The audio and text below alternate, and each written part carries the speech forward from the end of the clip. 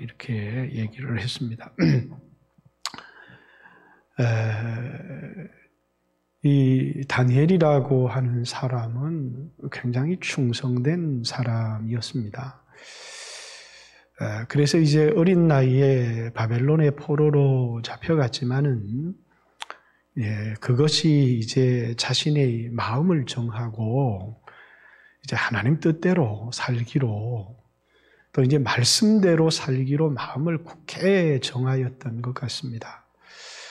그래서 하나님께 충성된 사람이었을 뿐만 아니라 또 바벨론 왕의 신하로서 그 바벨론의 제상이 되어서 그 나라의 충성을 다했고 또 이제 메데 파사의 나라의 제상이 되었어도 또 그 나라에서 충성을 다했지만은 이제 늘 두 가지 신분, 그 하나님 나라의 백성이라고 하는 신분과 또 이방 나라의 제상이라고 하는 그 신분 사이에서 언제나 우선이 되어지는 것은 하나님 나라 백성으로서의 삶을 살았습니다.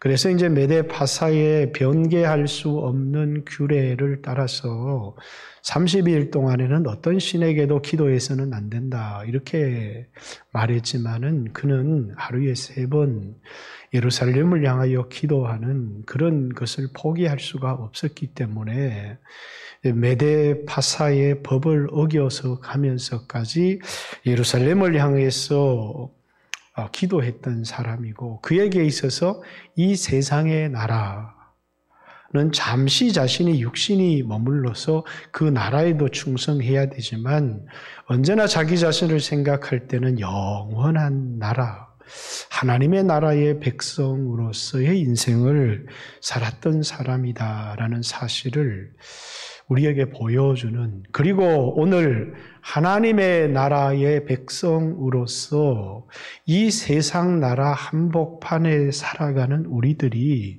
어떻게 살아가야 되는가 하는 모습을 우리에게 보여주는 중요한 모델 같은 사람입니다.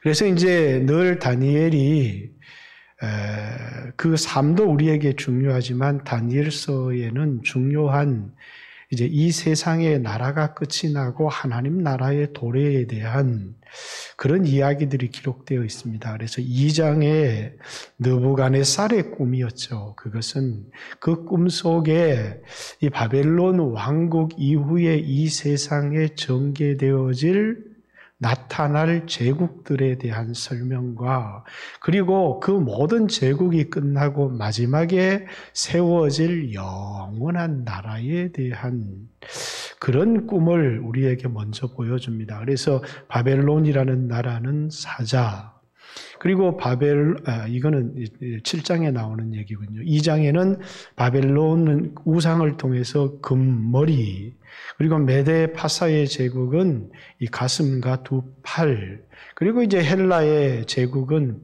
배와 넓적다리, 그리고 이제 철의 나라 로마는 아랫종아리와 발가락으로 되어진 그 나라의 환상을 보여주고 그 이후에 나타나게 될 뜨인 돌이 이 우상을 깨뜨려지고 그리고 영원히 세워질 하나님의 나라에 대한 환상을 보여주죠. 그런데 계속해서 다니엘서는 이 환상을 반복해서 7장은 이제 벨사살 원년에 아마 다니엘의 나이가 65세쯤 되었을 때 이 이후로부터는 계속해서 다니엘에게 환상을 통해서 하나님께서 오늘 우리들에게 주어질 계시들을 보여주시는 것입니다. 그래서 이제 그 당시에 사람들에게 있어서도 중요한 것은 이 세상의 나라에 살지만 하나님의 나라의 백성으로서 어떻게 하나님 나라 백성으로서 충성하며 살아야 되는가라는 것도 보여주지만 오늘 다니엘이 그 당시에 예언했던 것이 하나도 빠짐없이 성취되어진 것을 우리에게 보여주면서 우리는 로마 나라에까지 보았습니다. 그 이후에 나타날 하나님의 나라에 대한 분명한 우리로 확신을 갖게 하고 또 하나님의 나라의 백성으로서 살아가야 되는 그런 모습들을 보여주는 것이죠. 근데 7장에 나타난 이 벨사살 왕 원년 65세의 나이 때 보여준 이 바벨론 제국 이후에 나타날 그런 모습은 이제 신상을 통해서가 아니라 짐승의 모습을 통해서, 그래서 이제 이 바벨론 왕은 사자로, 메데파사의 제국은 곰으로, 헬라의 제국은 표범으로, 그리고 로마의 제국은 짐승으로 이렇게 표현되어진 것을 이번 지지난 수요일 때 여러분들에게 말씀을 드렸고, 오늘 8장은 또 동일한 예언을 하고 있는데 오늘 이제 숫염소, 2뿔 달린 숫양이 나오고 그 다음에 한 뿔을 가진 숫염소가 나와서 그 숫염소가 숫양을 들이받아서 짓밟아 버리고, 그리고 그 염소의 뿔이 떨어지고 4뿔이 나와서 그 중에 작은 뿔 하나가 거룩한 땅 예루살렘을 어떻게 짓밟아 버리는지에 관한 예언을 이제 기록을 하고 있는 것이고, 이것이 이제 이스라엘 역사 가운데는 수전절이라고 하는 그런 이제 절기로 나중에 나타나게 됩니다.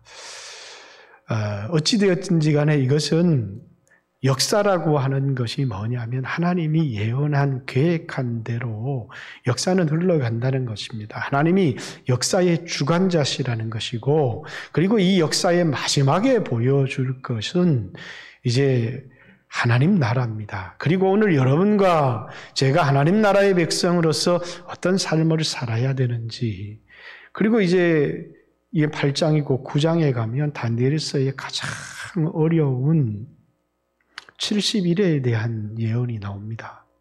많은 사람들이 의견이 분분한 70일에 대한 예언이 나오고, 그 다음에 다니엘의 하늘의 영적 전쟁에 관한, 물론 9장에도 나오지만 하늘의 영적 전쟁에 관한 이야기가 이제 나와 있고, 그리고 마지막 말세를 살아가는 성도들의 삶이 어떠해야 될 것인지, 그러면 말세가 되면 속도가 빨라질 뿐만 아니라 많은 사람을 옳은 대로 돌아오게 하는 자는 하늘의 별과 같이 빛나리라 하면서 마지막 때의 성도의 삶에 대한 이야기를 기록하고 있습니다. 그렇기 때문에 이 다니엘서는 그 때에 하나님의 백성들이 어떻게 살아야 될 것인가에 대한 삶을 기록하고 있으면서도 오늘 마지막 때를 살아가는 우리들이 어떤 삶을 살아야 되는지를 우리에게 가르쳐주는 중요한 교훈의 말씀이기도 합니다.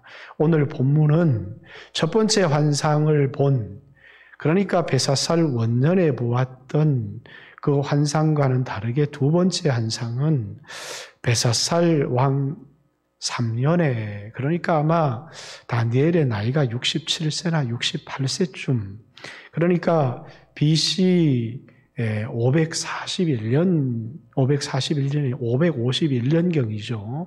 539년에 이 나라가 망했기 때문에 551년경에 보았던 환상인데, 그 환상에 나타나는 건 첫 번째는 이 메데파사의 제국에 대한 이 메데파사의 제국을 2뿔을 가진 이제 양으로, 숫양으로 비유를 하고 있습니다. 2뿔이 나왔는데 이제 뒤에 나온 뿔이 좀 더 크다 이렇게 기록한 것은 이제 메데 파사의 제국 두 나라가, 메데라는 나라와 파사라는 나라가 하나가 된 나라인데, 파사라는 나라에 의해서 이게 통합되었기 때문에 뒤에 나온 뿔이 더 길더라. 이렇게 이 뿔이 동쪽과 남쪽과 서쪽을 향해서 들이받는데 아무도 이 제국을 이길 나라가 없더라. 이렇게 얘기를 합니다. 그런데 이제 그 이후에 숫염소가 나왔는데 한 뿔입니다. 한 뿔이 이제 이 숫염소를 향해서 분노해서, 이것은 이제 우리가 잘 알듯이 AD 470년부터 시작된 페르시아 제국이 그리스 점령 전쟁에서부터 일어나는 전쟁을 이야기를 하는데, 여러분들이 영화 300이나 이런 데서 보았지만 그리스나 이런 그 스파르타 같은 나라는 굉장히 약한 그런 나라였음에도 불구하고 이 전쟁에서 이기고 승리하게 됩니다. 그래서 여기서 기록된 것이 우리가 잘 아는 마라톤이라고 하는 그 마라톤도 여기서 되었죠. 이 전쟁은 바로 이 그리스의 동맹, 도시국가의 동맹과, 그리고 이제 메데파사의 제국과의 싸움인데, 나중에 이제 이 그 그리스 동맹을 통합한 사람이 나오는데, 그게 이제 헬라의 그 이름이 뭡니까? 갑자기 왕이 생각이 안 나요. 알렉산더 대왕이죠. 그래서 여기 한 뿔이 나왔다는 것은 알렉산더 왕을 의미하는 것입니다. 그래서 이 숫염소가 숫양을 들이받아서 그 숫양을 짓밟아 버리고, 그리고 이 알렉산더 헬라 제국이 온 옛날 로마 세계를 다 통합을 하게 됩니다. 이것을 이제 헬레니즘 시대의 도래 이렇게 얘기를 합니다. 그리고 나서 얼마 가지 않아서 이 알렉산더 제국은, 이 왕은 젊은 나이에 그냥 죽음을 당하게 되고, 그리고 나서 내 왕이 분할 통치했던 나라가 네 나라로 나뉘어지게 되는데, 그 중에 한 작은 뿔, 이렇게 얘기를 합니다. 근데 여기서 이렇게 쭉 설명하는 걸 보니까 앞에 나라의 설명과는 다르게 바벨론, 메데파사, 헬라, 로마 이렇게 설명하기에 다르게 좀 더 자세하게 설명을 하고, 이 부분은 특이한 기록이 뭐냐면 히브리어로 기록을 해놨습니다. 그 당시에 세계 공용어는 아람어였는데, 이 다니엘서 중에는 히브리어로 기록된 부분이 있고 아람어로 기록된 부분이 있습니다. 그런데 1장 1절부터 2장 3절까지가 히브리어로 기록되어져 있고, 그리고 8장이 히브리어로 기록되어져 있습니다.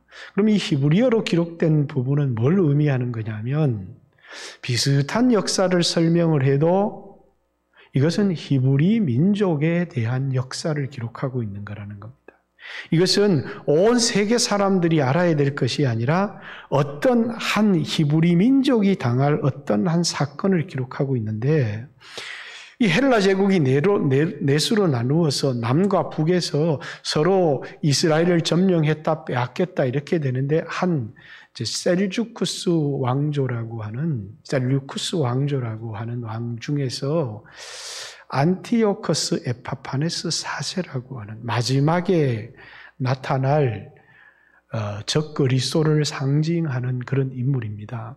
이 사람이 거룩한 땅을 정복을 해서 매일 드리는 제사를 폐지해버리고, 그리고 이제 거기에다가 제우스 신상을 세우고 이스라엘 백성들이 가장 싫어하는 돼지 피를 잡아서 제사를 드리게 되는 그런 일이 일어나게 됩니다.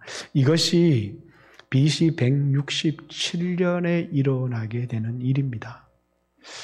그러니까 기간이 얼마 동안 이루어지느냐면, 여기에서는 2300주야다 이렇게 얘기를 했는데, 사람들은 이 주야로 기록한 것은 그것은 날로서 1150일을 의미하는 것일 것이다 이렇게 얘기합니다.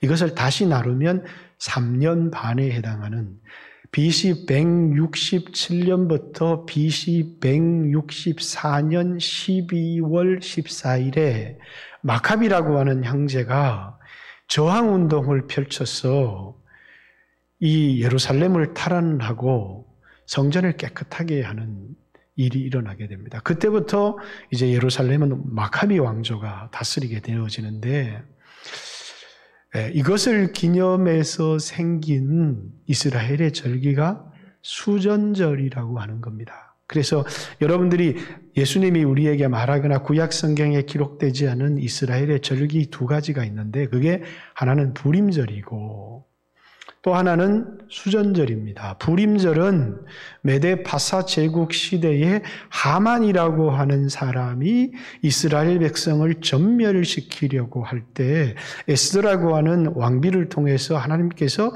이스라엘 백성들을 건져내신 것을 기념해서 지키는 절기가 부림절이라면 수전절은 마카비 왕조가 이 안티오코스 에파파네스 4세가 성전을 더럽히고 대지피로 제우스 신상을 세우고 대지피로 제사를 드리고 했던 그것에서 성전을 탈환한, 그러니까 안티오코스 에파파네스 4세는 어느 날 갑자기 죽어버립니다.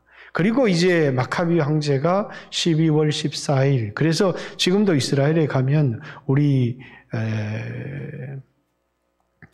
12월 달부터 성지순례를 가니까 크리스마스 시즌 비슷한 시즌에 이스라엘에 큰 축제가 있습니다. 그게 부림절의 축제입니다. 수전절의 축제입니다. 그것은 이것을 기념하기 위한 것이죠. 그래서 이때의 일을, 이때 이루어질 이스라엘에 이루어질 역사를 이 다니엘을 통해서 자세히 기록을 하고 있는 것입니다. 그러니까 이것은 누구에 대한 역사냐면 오늘 우리들에 대한 역사가 아니고 이제 이스라엘의 역사인데, 근데 문제는 이게 이스라엘의 역사에만 국한되어지는 것이 아니라고 하는 것입니다. 이것이 마지막 때에 대한 이게 뭐라고요? 하나의 그림자와 같이 마지막 때도 이제 짐승이라고 하는 그 나라에서 우리가 성경에 보면 10뿔, 그러니까 사람들이 그것이 이제 유럽이 통합된 나라가 될 것이다. 그 중에서 이제 3뿔이 자라고 1뿔, 3나라가 약해지고 거기서 1뿔이 나오는데 거기서 나온 게 적그리스도입니다. 그리고 이스라엘 백성들이 요한계시록에 보면 이제 성전 제사를 회복하게 되고 법궤를 어떻게 찾는지는 모르지만 법궤를 찾아서, 그래서 이제 그런 데서 나온 모든 영화가 우리 뭐죠? 뭐 성배를 찾아서 그런 영화가 뭐죠? 인디아나 존슨 같은 영화가 이제 거기서 나오는 겁니다. 그래서 법궤를 찾아서 이제 성전 제사를 회복하게 되는데, 처음에는 이 적그리스도가 이스라엘 전 3년 반은 지원을 하다 후 3년 반에는 이제 거기에 뭘 세우게 되느냐면 이제 신상을 세우게 되는 겁니다. 그래서 마태복음 24장에 거룩한 곳에 서지 못할 것이 선 것을 보거든 이라는 것이죠. 성전에 뭐가 섰다는 겁니까? 우상이 섰다는 겁니다.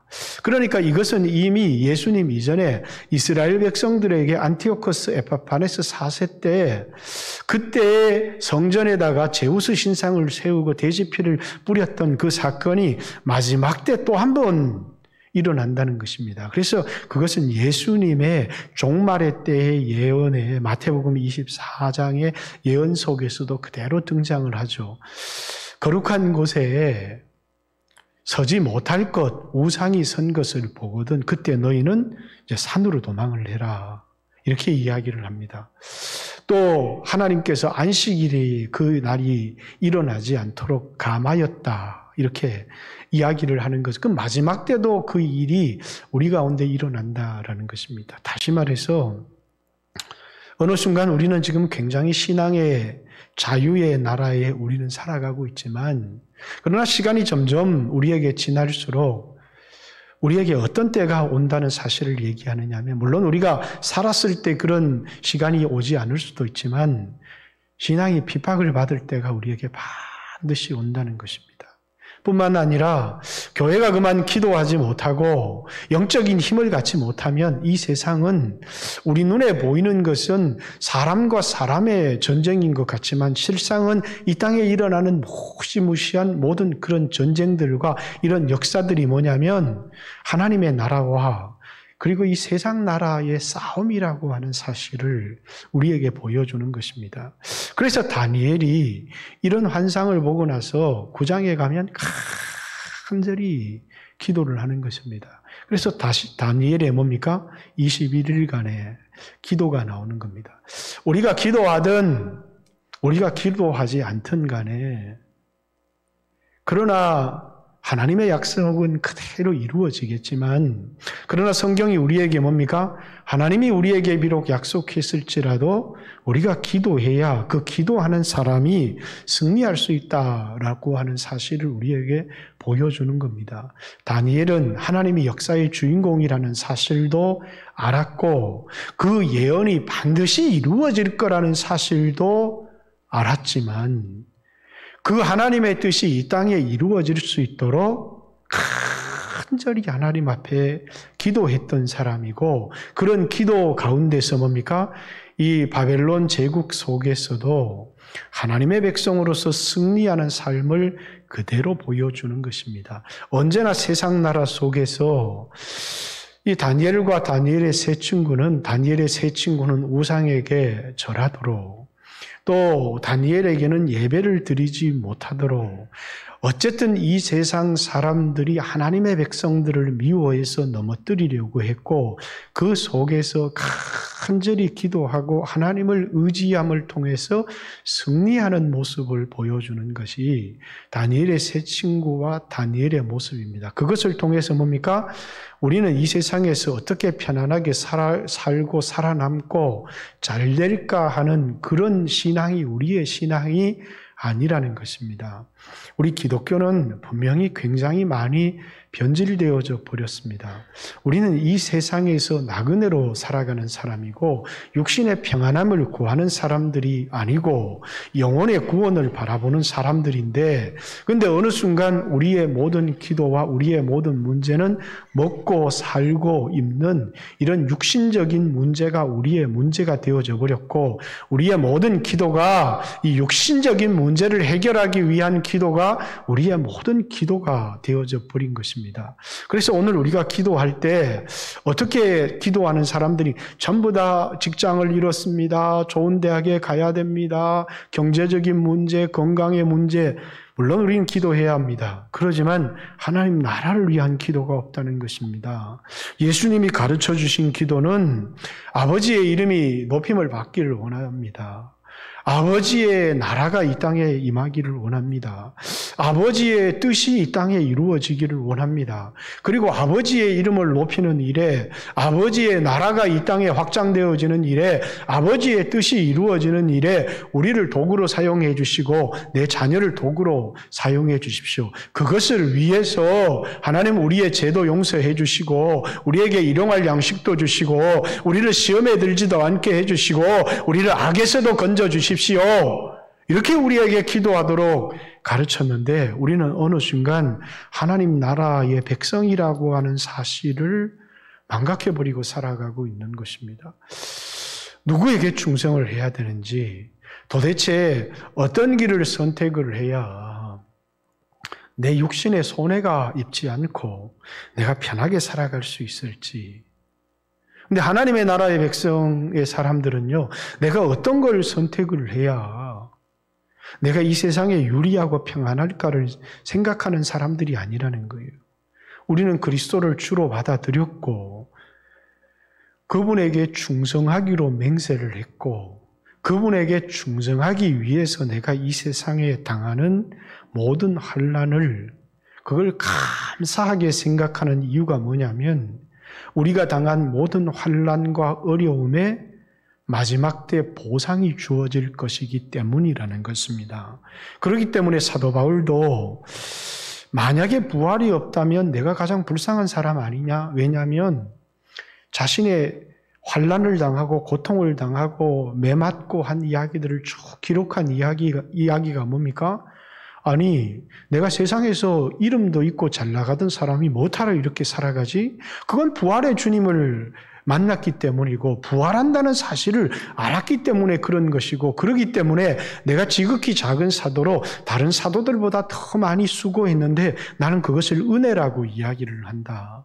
이렇게 얘기를 하면서 마지막 성도들에게 뭡니까?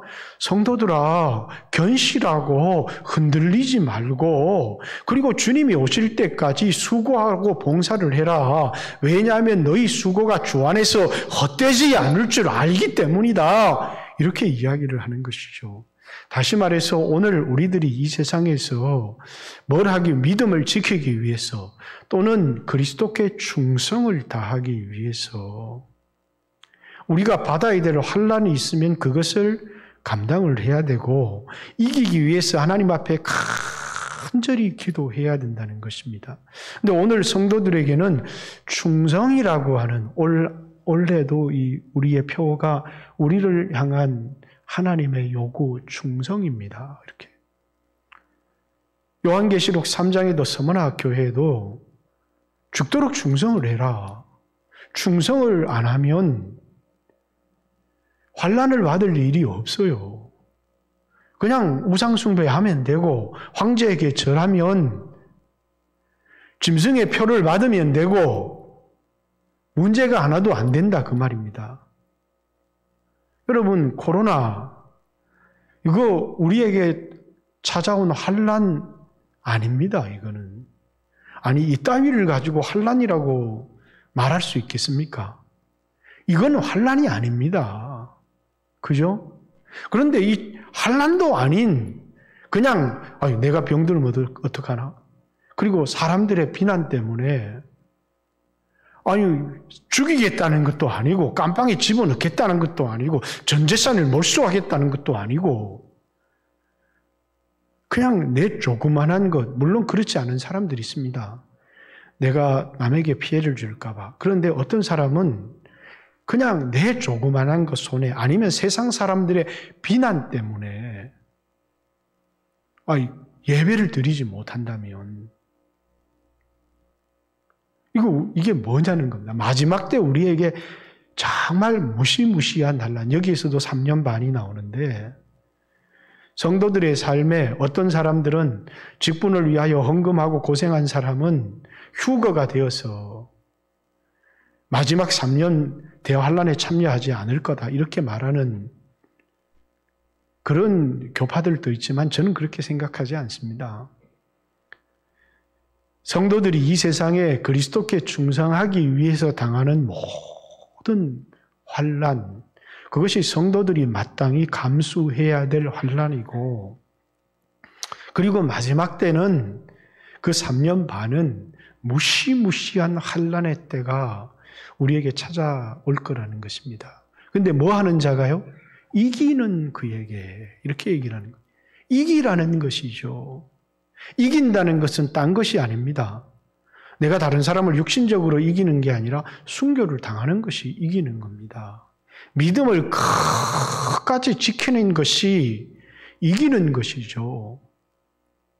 그래서 우리는 마지막에 이 다니엘서를 통해서 우리에게 보여주는 것도 이 세상의 나라는 잠깐이라는 겁니다. 바벨론이라는 나라도 잠깐이고 메데 바사라고 하는 나라도 영원할 것 같지만 영원한 것이 아니고 잠깐이고 또 여러분과 저도 이 세상을 잠깐 살아간다는 것입니다. 잠시 잠깐 살아가면서 그 잠시 잠깐의 영화를 위해서 우리는 그 이후에 영원히 살아갈 몸을 얻게 되어지는 것입니다. 만약에 이 땅의 삶이 우리에게 전부다. 그렇다면 여기 나이 드신 분들은 아무런 소망이 없는 거죠. 무슨 소망이 있습니까? 그런데 여기 나이 드신 분들도 다 소망이 있어요. 왜?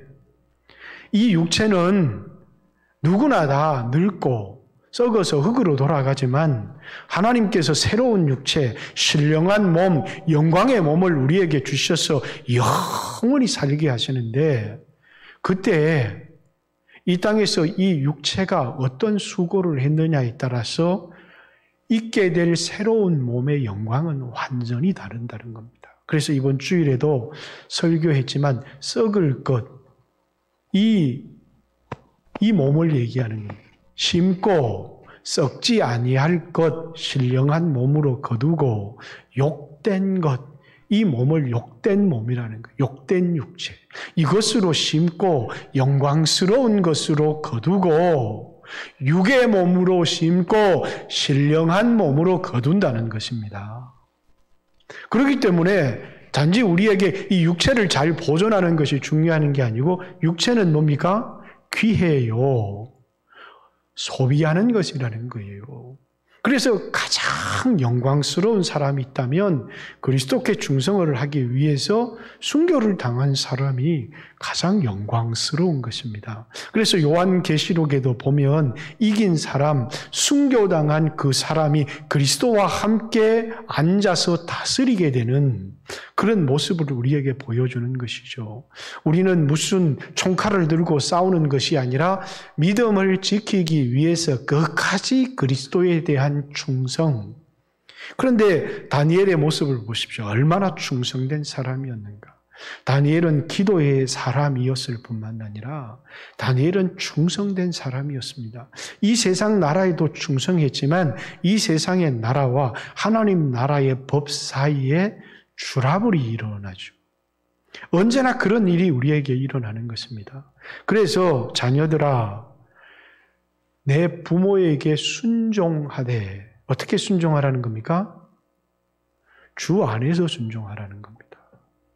다시 말해서 부모에게 순종을 해야 되지만 주님의 계명과 위배되지 않는 한에서 순종을 하라는 것입니다. 나라의 권세자들에게 순복하되, 로마서 13장에 우리는 나라의 권세자들에게 순복해야 되는데 뭐에 위배되지 않는 한요? 하나님의 나라의 법에 위배되지 않는 한 우리는 국가에도 충성을 다해요. 그게 우리가 이 세상에서 형통하게 살아가는 방식입니다. 그래서 직장에서는 누구에게요? 종들에게, 주인에게 순종하라, 상사에게 순종하라는 것입니다.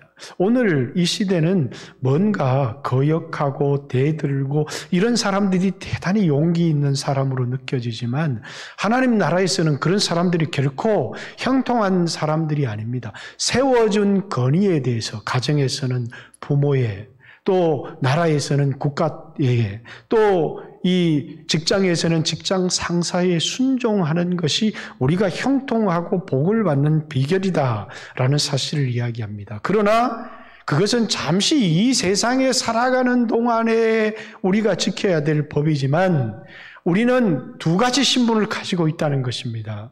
하나는 뭐라고요? 우리는 하나님 나라의 백성이라는 것입니다. 그래서 언제나 그 영원한 하나님의 나라를 바라보고 살아가는 사람들이 이것이 하나님 나라의 백성이에요. 그런데 오늘 이 시대는 부활절이 아니면 부활에 대한 큰 관심을 가지지 않고 그저 이 땅에서 문제없이 편안하게 그렇게 살아가기를 원하는 것이 하나의 종교생활이 되어져 버렸다라는 것입니다. 기독교는 종교생활이 아니고 영적 생활이다라는 사실을 보여주는 것입니다. 그래서 다니엘은 오늘 이 시대를 우리가 어떻게 살아가야 되는가라는 것을 우리에게 보여주는 어떤 사람이었다고요? 충성된 사람이었다는 거예요. 하나님 나라에 충성된 사람이었고 하나님의 말씀에 위배되지 않는 한 이 세상에도 충성된 사람이었다. 충실한 사람이었다. 어떤 사람이었다고요? 기도의 사람이었습니다. 그는 어떤 기도를 하느냐? 다음 주에 보면 이제 9장에도 기도가 나오고 10장에도 영적 전쟁이 나옵니다. 그가 기도했던 건 자기 자신을 위해서 기도한 것이 아닙니다. 하나님 나라의 회복을 위해서, 교회를 위해서 간절히 기도를 한 것입니다. 오늘날에도 교회가 힘을 잃어가고 있습니다. 이 교회가 도대체 어디에 속한 것인지, 이 교회는 하나님의 나라의 대사 같은, 그래서 이 교회는 뭡니까? 이 세상에 있지만 세상의 지배를 받는 게 아니라 예수 그리스도의 통치를 받는 곳. 그래서 이 교회를 하나님 나라 이렇게 얘기를 하는 것입니다. 그런데 오늘날 교회가 그만 머리 대신 예수 그리스도의 뜻을 생각하는 게 아니고 어떻게 하면 내가 이 세상에 손해를 받지 않을 수 있을까? 이걸 생각합니다. 성도들도 그렇습니다. 내가 누구에게 충성을 해야 되고 내가 누구에게 다스림을 받는 것을 생각하기 전에 내가 예수 믿은 거 덕보려고 믿었지 예수 믿은 거 이렇게 손해보려고 믿었는가 이렇게 생각합니다. 그가 말하는 덕과 손해는 항상 육체적인 것, 물질적인 것이 전부일 뿐이죠. 하나님의 나라는 눈에 보이는 물질이 아닙니다. 하나님의 나라, 여러분, 그것을 우리는 바라보고 살아가는 사람입니다. 그래서 성경에도 뭡니까? 하나님 나라가 가까웠다. 이스라엘 백성들이 오해한 하나님의 나라는 이 땅에 다윗의 왕국이 재현되는 것이라고 생각했지만 예수님이 말씀하신 하나님의 나라는 로마를 물리치고 이스라엘이 온 세계를 다스리는 나라가 아니라 예수님의 피값으로 교회를 세우시고 그 교회에 성령을 주시고 비록 유형적인 나라가 아닌 무형적인 나라지만 하늘의 통치를 갖는 나라, 그리고 마지막 이 세상의 나라가 끝이 날 때는 이 땅에 바로 그 무형의 나라가 실제적인 나라로 이 땅에 나타나게 된다는 것입니다. 죽어서 어디 먼 곳을 가는 것이 아니라 우리가 사는 이 땅이 하나님의 나라가 되어지는 것입니다. 죽어서 천국 갑니다. 그래서 우리는 천국 갑니다. 그것은 저 하늘에 있는 어떤 장소가 아니고 하나님의 나라. 그래서 그걸 천국이라고 합니다. 그래서 마지막에 예수님이 오실 때 이 세상에 보이던 하늘, 땅, 바다는 간 곳이 없고 새 하늘과 새 땅, 오염되지 아니하는, 죄로 오염되지 아니한, 그래서 이 땅의 모든 만물이 보세요. 이미 기후학자들은 얘기합니다. 지구는 이미 소망이 없다. 많은 사람들이 지금도 늦었다. 그런데 해결할 방법이 없어요. 작년에 어마어마한 호주 산불이 일어나고 그 반대편에는 어마어마한 홍수가 일어났는데 이게 뭐냐? 지구의 균형이 깨어졌다는 거예요. 이게 회복할 방법이 없다는 겁니다. 다시 가난으로 돌아가지 않으면 회복할 방법이 없는데 망해도 가난으로 돌아가지를 못합니다.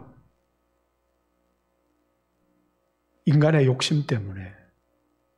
그래서 결국은 이 세상은 문을 닫게 되어 있습니다. 그것이 내가 살아있을 때까지만 괜찮으면 돼 라고 생각할지 모르지만 분명히요, 여러분의 자녀 세대에는 감당할 수 없는 이 기후 때문에 세상은 전쟁 가운데 휩싸이게 될 것입니다.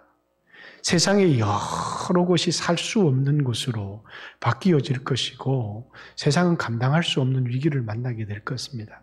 그렇기 때문에 우리는 늙어가는 내 육체를 바라보고도 소망이 없고 우리가 살고 있는 이 환경을 바라보아도 우리에겐 소망이 없어요. 그리고 우리가 누구에게 소망을 두고 누구에게 충성을 해야 되는지, 다니엘은 이제 60세, 70세 그 당시에는 굉장히 늙은 노인입니다. 마지막 메데바사의 제국의 제상이 되었을 때는 80이 넘은 나이에도 이제 메데바사의 제국의 제상이 되어집니다. 그런데 그는 변함이 없습니다.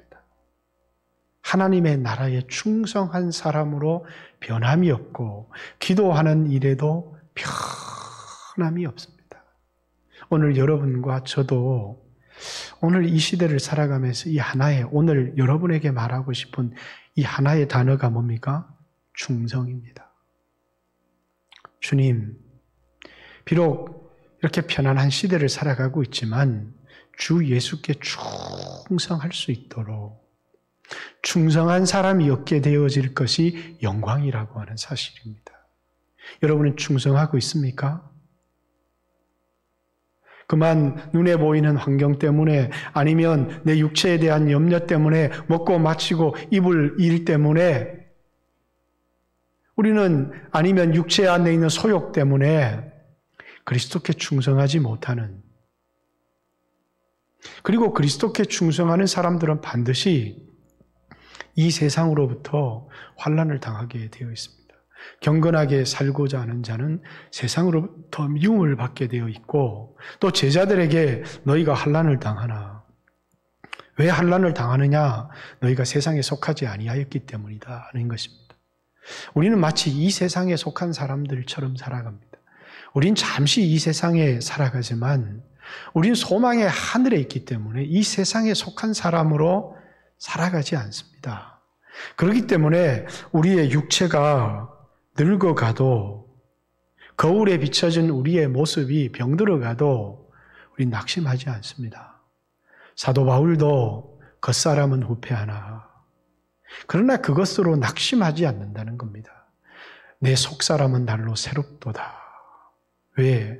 겉사람을 화려하게 하는데 살아가는 게 아니라 자신의 속사람 영혼을 위해서 살아가는 그런 삶을 살아간다는 것입니다. 어떤 사람은 육체를 위해서 자신의 영혼을 희생시켜버리는 어리석은 사람이 있습니다. 그러나 어떤 사람은 이 육체를 자신의 영혼의 도구로, 영혼의 집으로, 영혼을 위한 삶으로 육체를 쓸 줄 아는 사람이 있습니다. 오늘 여러분과 저는 나는 누굽니까? 하나님의 백성이고 영혼의 사람 아닙니까? 영혼이 거듭났어. 주님과 깊은 교제를 나누고 영혼이 하나님 말씀으로 살아가고 그런데 그 하나님 말씀으로 살아가려고 하니까 육체가 환난을 당하고 고통을 당하는데 이 육체가 나냐? 아니라는 거죠. 그래서 성경은 이 육체를 내가 사는 집이다. 이렇게 얘기를 하고 또는 이 육체를 내가 걸친 옷이다. 이렇게 얘기를 하는 것입니다. 그래서 이건 낡아지고 이건 벗어버리게 되어지는 것이죠. 그래서 육체의 소망을 둔 사람은 절망할 수밖에 없는 것입니다. 누가 충성할 수 있느냐? 하나님 나라의 백성이라고 자기를 인정하고 자신의 영혼을 위해서 살아가는 사람만 충성할 수 있다는 사실을 기억하고 오늘 아마 환난도 아닌 단지 우리에게 수없는 유혹들이 있고 그 속에서도 수없는 사람들이 쓰러지고 있습니다. 오늘 여러분과 제가 정말 그리스도께 충성하는 우리의 삶의 현장에서 그리스도께 충성을 다하는 삶을 살아갈 수 있도록 그리고 이기기 위해서 끊임없이 기도하는 그냥 오늘 내 삶에 병든 사람이 없고 물질적인 어려움이 없고 직장을 잃어버리는 것이 없으면 기도할 제목이 없는 것이 아니라 그것은 그런 일이 있을 때 기도해야 되지만 끊임없이 기도하는 것 주여 나를 선한 도구로 써주십시오. 하나님의 이름을 높이는 도구로 나를 써주십시오. 주여 나를 하나님의 나라를 확장시키는 도구로 나를 써주십시오. 주여 주의 뜻이 이 땅에 이루어지게 하는 도구로 나를 써주십시오. 그것을 위해서 건강도 주십시오. 그것을 위해서 필요한 물질도 채워주십시오. 이렇게 하나님 앞에 끊임없이 하나님 나라를 위해서 기도하다 보면 내가 어떻게 하나님 나라에서 일 받을까를 생각하는데 하나님 나라를 위한 기도가 없고 우리의 모든 생각이 육신의 염려와 육신의 생각만 있다면 어떻게 그리스도께 충성을 할 수 있겠습니까? 오늘 여러분과 제가 그의 나라, 그의 의를 구하는 사람이 되어지고 오늘 이 시대를 살아가지만 하나님 나라 백성으로 충성을 다하는 그런 성도들이 되시기를 주님의 이름으로 축복합니다. 같이 한번 주여 하신 후에 한번 하나님 앞에